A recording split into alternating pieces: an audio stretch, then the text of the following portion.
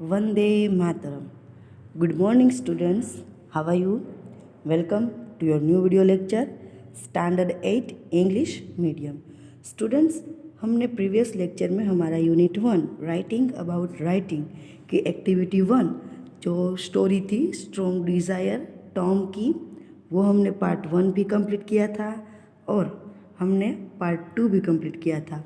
हमने देखा था कि किस तरह से आंट पोली ने टॉम को वो वाइट वॉशिंग का काम दिया था, लेकिन किस तरह से आइडिया लगा के टॉम ने अपना काम अपने फ्रेंड्स से करवा लिया और रिवार्ड भी ले लिया।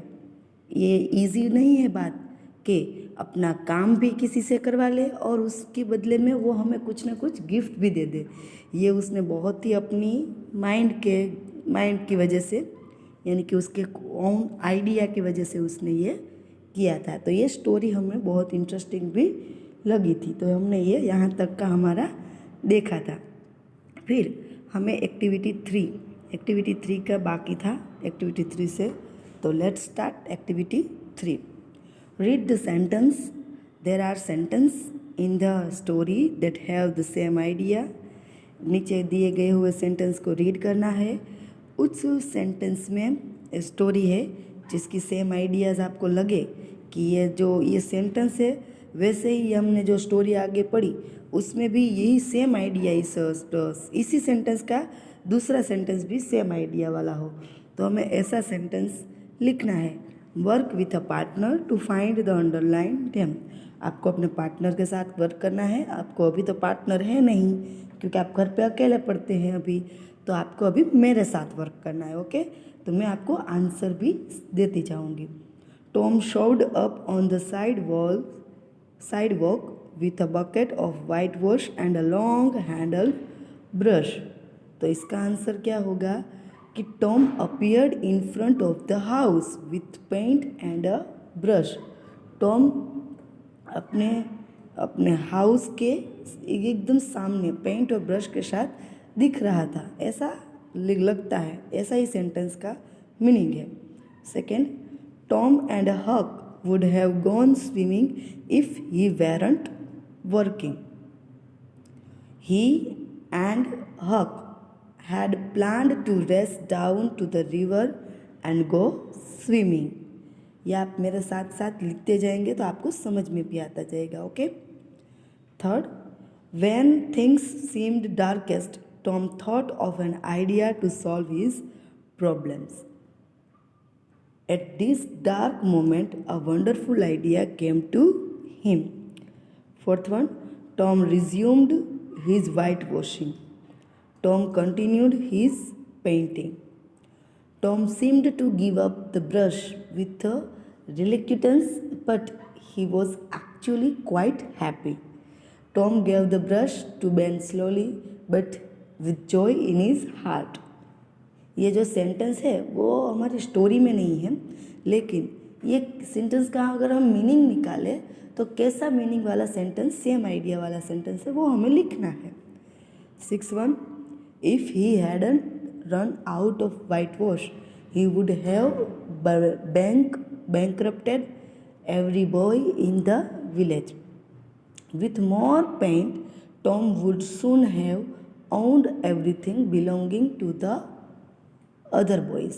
ये हमारी हो गई एक्टिविटी 3 यहाँ पे complete. Now activity 4। Who was the first boy to take over Tom's painting। इसका आंसर आपको लिखना है कि किसने टॉम का पहले ब्रश लिया था, तो इसका आंसर होगा Ben Rogers was the first boy who took over Tom's painting. हो गया इसका आंसर। अभी imagine you are the boy. आपको इससे इमेजिन करना है कि आप वो बॉय है, मतलब आप बेन रॉजर हो। You enjoyed painting very much. आपको पेंटिंग करना बहुत ही अच्छा लगता है। Go home and tell your sisters all about painting the fence. घर पे जाइए और अपनी सिस्टर को कहिए कि चलो हम पेंटिंग करेंगे। ओके, आगे write the story that you would tell your sisters. अभी आपको ये स्टोरी लिखनी है कि अभी आप घर पे गए और आपने घर पे जाके ही अपनी सिस्टर को पेंट करने फैंस पेंटिंग करने के बारे में बताया। तो आप कैसे घर पे गए, किस तरह से सिस्टर को बताया, क्या आपने पहले क्या सिस्टर को कहा, ये आपको यहाँ पे बॉक्स में ये पूरी स्टोरी लिखनी है। तो ये तो आपका ओन आइडिया होगा ना, तो ये आपको अपने आप से लिखना होगा। इसके एग्जाम्पल के लिए यहाँ how did paint feel when you dipped in the brush. फिर आपको अपनी दीदी को यानी अपनी सिस्टर को ये भी बताना है, ये पॉइंट है कि आपको ये पूरी स्टोरी छोटी सी स्टोरी बनानी है। तो स्टोरी में क्या क्या करेंगे, शुरुआत कहाँ से करेंगे, बीच में एक आधे ये how did the paint feel, आपको कितना अच्छा लगता है पेंट करके। फिर when you dipped in the brush, जब आप पेंटिंग शायद आई थिंक किसी को ही अच्छा नहीं लगता, वरना तो सबको पेंट करना तो बहुत ही अच्छा लगता है। तो आपको अपने ओन आइडिया में थोड़ी सी छोटी सी स्टोरी यहाँ पे लिखनी है। Okay, now activity 5। In the activity 5, in the last activity, you were pretending to be a character in the story. अभी हमने जो स्टोरी देखी उसमें आपको ऐसा देखा भी करना था कि आप पेंटर हो। So you invented a story of your own. आपने अपने आप से स्टोरी लिखी। अभी आपको मैंने दी है होमवर्क में, तो आपने लिखी। ओके, मैं ऐसा समझती हूँ। Your paragraph was about experience of painting. ये पैराग्राफ में आपने थोड़ा पेंटिंग का एक्सपीरियंस भी लिखा होगा ना, आपने अपनी दीदी को बताया होगा कि मुझे क्या अच्छा लगता है पेंटिंग करने में, तो ये भी बताया होगा। It was not about strong desire wise action by Mark Twain. और ये जो है strong desire wise action by Mark Twain द्वारा नहीं है, ये आपकी ओन स्टोरी है। ओके, और ओन स्टोरी तो ओन स्टोरी ही रहती है। आगे, a source is writing that you are writing. यहाँ पे मैं थोड़ा रीड करती हूँ, आप ध्यान दीजिएगा। When we write about a story, poem, newspaper article और any other kind of writing, we call the writing we are writing about a source. In this book, we will learn the proper way to write about other people's writing. In other words, we will learn to write about sources. If your teacher or an exam asks you to write about strong desire, wise action by Mark Twain, Mark Twain's story should be your source. Your writing would be about Mark Twain's stories. We will write about strong desire wise action in the next unit.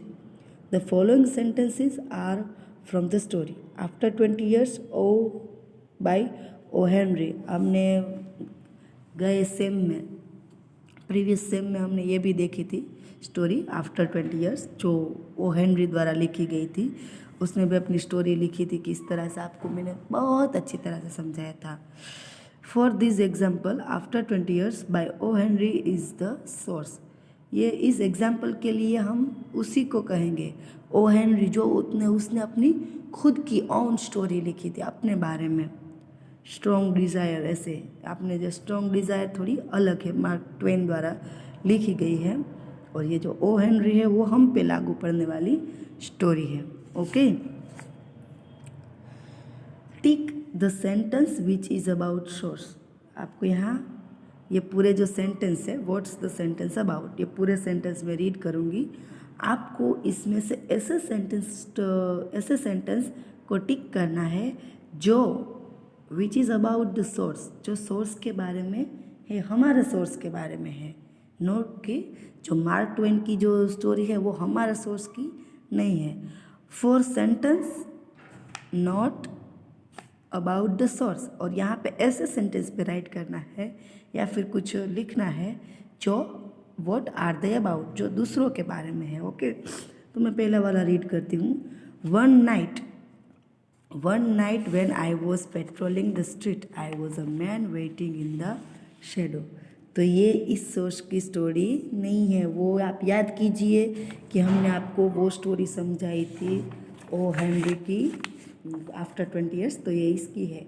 तो यहाँ पे हम इस side के box में about the policeman, इसके बारे में राइट करेंगे। ओके, फिर people should be loyal to their friend even if their loyalty might get them in trouble.